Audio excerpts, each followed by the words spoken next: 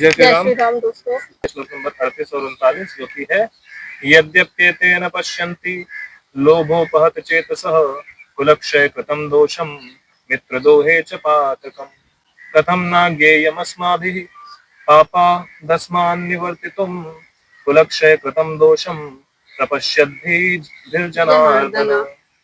यद्यपि लोभ से भ्रष्ट चित्त हुए ये लोग कुल के नाश से उत्पन्न दोष को और मित्रों से विरोध करने में पाप को नहीं देखते, तो भी हे जनार्दन, कुल के नाश से उत्पन्न दोष को जानने वाले हम लोगों को इस पाप से हटने के लिए क्यों नहीं विचार करना चाहिए। सेम वही चीज जो आजकल हम लोग बोलते हैं, अरे वो तो बुरा आदमी है, उसके चक्कर में पड़ के तुम बुरे क्यों बन रहे हो। गोबर में कीचड़ मारोगे तो चींटे अपने ऊपर आएंगे, लेकिन अगर गोबर उठा के आप साफ कर दोगे तो वो ज्यादा अच्छा रहेगा। पत्थर नहीं मारना है, लेकिन उसको साफ तो करना ही पड़ेगा। लेकिन साफ करने का क्या मतलब है, ये कौन समझाएगा फिर? ये आपको पता होना चाहिए कि उसको फिनिश करना है, मतलब उस जगह से उसको हटा देना है। उसी तरह से जो अधर्मी है उसको साफ करने का मतलब उसको वहां से हटा देना है। या तो अधर्म उस मनुष्य के अंदर से हटा देना है, अगर वो हटाना नहीं पॉसिबल हो रहा है बहुत कोशिश करने पर, तो मनुष्य को बच्चे से हटा दिया जाए। तो यहीं पर हमारे विवेक की परीक्षा होती है कि किस दुराचारी के साथ क्या करना है हमको। एग्जैक्टली ये हमारा ही काम है, हमें ही एक्शन लेने चाहिए हर एक मोमेंट पर। ये नहीं होता ना कि कोई और करेगा, क्योंकि हर जगह एलिमिनेट करना भी सही नहीं है कि मतलब इसने कुछ किया और इसको तो बस मार ही दो। एग्जैक्टली ये फाइनल है। यहाँ पर भी भगवान ने कितनी बार ट्राई किया। यहाँ पे तो युद्ध भूमि में खड़े हैं तो वो करना है, लेकिन पहले आपकी कोशिश क्या होती है कि पहले तो आप अधर्म को मिटाओ। हाँ। किसी महापुरुष ने ये बात कही भी थी, पता नहीं कौन था वो, मुझे मालूम। उसने बोला था कि बुराई से नफरत करो, बुरे से नहीं। तो बुरे के अंदर जो बुराई है उससे नफरत करो, उस इंसान से नफरत ना करो। इसका मतलब ये नहीं कि वो जितनी बुराई कर रहा है उसको शाबाशी दो, मतलब उसके अंदर से बुराई को खत्म करने की पूरी कोशिश करना ही हमारा लक्ष्य है। एट द एंड जब बहुत कोशिश के बाद नहीं हो रहा तो फिर तो आपको उसको भी खत्म करना पड़ेगा, क्योंकि आपकी मजबूरी है, वरना फिर वो बुराई बढ़ती चली जाएगी। लेकिन पहले तो बुराई को ही खत्म करने की कोशिश करनी चाहिए। एक्चुअली ये सारी चीजें जो है ये वही है जो आजकल के लोग बोलते हैं, और अर्जुन को भी सेम चीजें बोली गई। सबको सब कुछ वही है, क्योंकि वो भी इंसान ही थे, हम भी इंसान ही है, और सब और वैसे भी अर्जुन के से पहले अर्जुन का जो था वो द्वापर युग था, उससे पहले जो त्रेता युग आया था तब तक की इतनी सारी ये जो प्रॉब्लम, जैसे यहाँ भाई भाई से नफरत करता है, ये सारी चीजें पहले के टाइम में थी। तो समय के साथ जो भी चीजें आती जाती है तो हम सीखते जाते हैं। टाइम टू टाइम जैसे ही पता चलता है कि यहाँ ये प्रॉब्लम है, इसको सॉल्व किया जाता है, वैसे ही यहाँ पर जो प्रॉब्लम थी ये इससे पहले आई नहीं थी। कभी भाई भाई के विरोध में कभी खड़ा ही नहीं हुआ। भाई ने किसी भाभी के साथ उसके देवर ने बदतमीजी नहीं की। जब ये अत्याचार होना शुरू हुआ तब फिर भगवान को बताना पड़ा कि बेटा धर्म क्या है इसमें, क्योंकि पहले भगवान ने बताया था कि अपने परिवार के साथ खड़े होना ही धर्म है।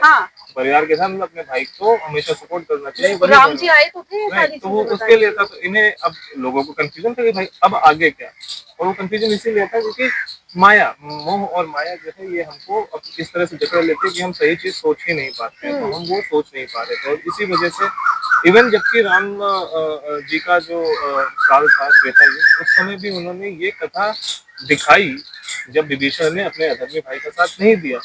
लेकिन हम लोग अपनी माया में इतना फंस गए कि हमने उसको कहावत बना दी, घर का भेदी लंका ढाए, और विभीषण को एक विलन बना दिया, which was not a villain। अपने परिवार का भी सदस्य कोई अधर्मी है, किसी के महिला के साथ छेड़छाड़ कर रहा है या कुछ भी अधर्म कर रहा है, तो उसके विरुद्ध ही हमें खड़े होना चाहिए, उसका त्याग ही करना चाहिए।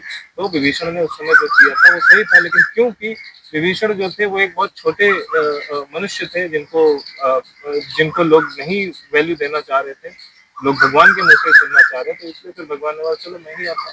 लोगों की प्रॉब्लम यही है ना, जब उनको लगता है कि मतलब अपने हिसाब से लोग अपने सामने वाले को कैरेक्टराइज कर देते हैं। उनका फोकस एक्चुअली इस पे नहीं होता है। ये बहुत इंपॉर्टेंट है कि हमारा फोकस इस चीज पे होना चाहिए, सही क्या गलत क्या। हम ना लोगों पर, आइडेंटिटीज पर, कोई व्यक्ति है उस आइडेंटिटी पे फोकस कर लेते हैं कि ये सही ये गलत। ऐसा नहीं होता। क्या पता उसने कुछ सही और कुछ गलत किया हो, तो उसका सही सही उठा लो, गलत वाला छोड़ो। हो सकता है जैसे विभीषण ने अच्छे काम किए उसको उठा लो, उसको पकड़ के चल लो। जो गलत है, आज के जमाने में बहुत सारे ऐसे लोग होते हैं, आज के जमाने में ऐसे लोग हैं जो कुछ अच्छे काम करते हैं और कुछ बुरे काम करते हैं। और तो अब इसका मतलब ये नहीं कि अच्छा उसने कुछ बुरा काम किया या ऐसा कुछ किया जो मुझे पसंद नहीं है तो उसकी हम कोई बात नहीं सुनेंगे। उसकी बात सुनो। अगर कोई अच्छी बात बोल रहा है, धर्मयुक्त बात कहीं कर रहा है, कार्य कर रहा है, तो उसका हमें सपोर्ट करना चाहिए। लेकिन हम उस आइडेंटिटी से नफरत करते हैं, इसलिए हम उसके अच्छे कर्मों को भी इग्नोर कर देते हैं। और कुछ ऐसी आइडेंटिटीज होती है जिनसे हम इतना लगाव हमको होता है कि वो कोई अधर्म भी करता है तब भी हम उसके साथ खड़े होते हैं। तो ये जो चीज है ना, हम लोग आइडेंटिटीज से बहुत ज्यादा प्रभावित हैं, सत्य से हटके। ये आइडेंटिटीज भी माया ही है। और क्या, ये मेरा नाम जो भी है, मेरा ये शरीर है, ये माया ही तो है, कब तक रहेगा? कब तक रहेगा? आज है कल नहीं रहेगा। लेकिन जो मैं बात बोल रहा हूँ, जो भगवत गीता में लिखी है, जो धर्म है, ये हमेशा ही सही रहेगा, ये कभी गलत नहीं होगा। क्योंकि ये मेरी चीज नहीं है, ये मेरा ज्ञान नहीं है, ये परम ज्ञान है जो भगवान मेरे थ्रू बुलवा रहे हैं। कल किसी और के थ्रू बुलवाएंगे, परसों किसी और के थ्रू बुलवाएंगे, कोई ना कोई आकर ये ज्ञान देता ही रहेगा। सबसे पहले तो वो खुद ही अपने मुंह से बोल के गए, अब लोगों को यूज कर रहे हैं, हर अलग अलग शरीरों को यूज करके Obviously, अपना ज्ञान हम हम लोगों लोग तक तो साधन दूसरों है तक ना। पहुंचा रहे हैं। हाँ, इसी तरह से कुछ चीजें, जैसे इस ये जो वस्तु है, ये भौतिक वस्तु है ना, ये पुस्तक भगवत गीता जो है, ये आध्यात्मिक चीज है, ये दिव्य है। लेकिन ये जो पुस्तक है जिसके अंदर भगवत गीता है, ये पुस्तक जो है, ये भौतिक वस्तु है। इस भौतिक वस्तु के द्वारा हम तक ज्ञान पहुंचाया गया है, इस भौतिक व्यक्ति के द्वारा, वस्तु के द्वारा आप तक ज्ञान पहुंचाया जा रहा है। लेकिन आपके ये द्वारा मेरा और नहीं किसी है, के पास जाएगा। ये मैं इम्पोर्टेंट नहीं हूँ। उसी तरह से ये पुस्तक इम्पोर्टेंट नहीं है, इसके अंदर जो लिखा है वो भगवत गीता इम्पोर्टेंट है। भगवत गीता का मतलब भगवत गीता, भगवत की वाणी, भगवान की वाणी इम्पोर्टेंट है। भगवान की वाणी जो है वो धर्म है, राइट? तो हम लोग फोकस बुक्स पे करते हैं, हम लोग फोकस इंसान पे करते हैं, हम लोग उसमें कवर अच्छा पेज पे करते कवर हैं। पेज पे करते हैं। अच्छा, ये भगवत गीता है तो फिर बेकार इसको ही नहीं हो पढ़ना गया। भाई, ये हमें वैरागी बना हाँ, देगी, ये ये कुछ कर लोगों से देगी, डिटैचमेंट हाँ, करवा इसके देगी। बारे में। और रिलीजियस लोग जो होते हैं वो कहते हैं ये दूसरे रिलीजन की, इसको मत पढ़ो, इसमें बुराई होगी, इससे तुम कुछ और सीख लोगे। लेकिन ये किसी रिलीजन के नहीं है, क्योंकि इसमें कहीं नहीं लिखा कि ये हिंदुओं के लिए। इसमें हमेशा हर जगह मनुष्य के क्या धर्म है, मनुष्य के क्या कर्म है, इसके बारे में बताया गया है। हाँ, अगर आप मनुष्य नहीं है तो आपके काम आपके लिए की नहीं बेकार ही है, है। बिल्कुल। लेकिन अगर आप मनुष्य हैं तो जानवर तो वैसे भी नहीं पढ़ सकते जानवर इसको। इसको नहीं पढ़ सकते। तो ऐसा कुछ है कि हम लोग ना भौतिक चीजों पे फोकस करते हैं, नाम, आइडेंटिटीज, वस्तुएं और स्मारक को पता नहीं क्या क्या बनाते रहते हैं। लेकिन सत्य क्या है, एक्चुअल जो धर्म है वो सत्य है। असली ज्ञान क्या है, क्या सही है, इस पर फोकस करना हमारा कर्तव्य है, और हम लोग नहीं करते। तो यही हम बता रहे थे कि वो जो हम आज कर रहे हैं, अर्जुन हमारे जैसे तो बेवकूफ नहीं थे, काफी बुद्धिमान आदमी थे।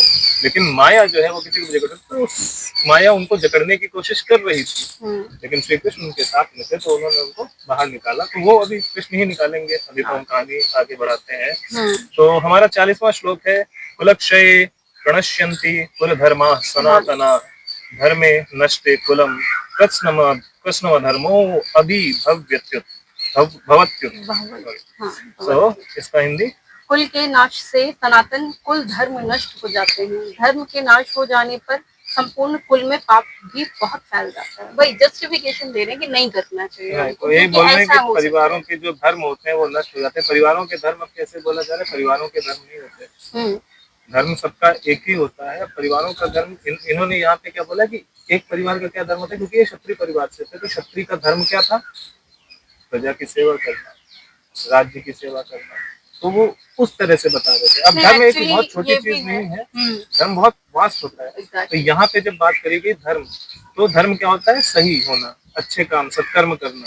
तो क्योंकि ये क्षत्रिय थे, तो इनका कर्म क्या था कि लोगों की सेवा करना और जनता की सेवा करना, ये इनका कार्य था। और इसीलिए यहाँ पे ऐसा बोलते हैं कि कुल के धर्म मतलब जो परिवारों के धर्म, क्योंकि परिवार जो होते हैं अपने बच्चों को धर्म सिखाते हैं ना।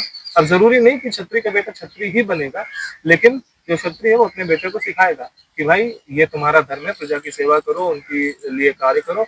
अब उसके 4 बेटे हैं, 4 में से कोई एक तो क्षत्रिय होगा, जो एक क्षत्रिय होगा वो आगे सेवा करेगा, जो बाकी होंगे दूसरे वर्णों से वो अपना करते रहेंगे। तो ऐसा कुछ है।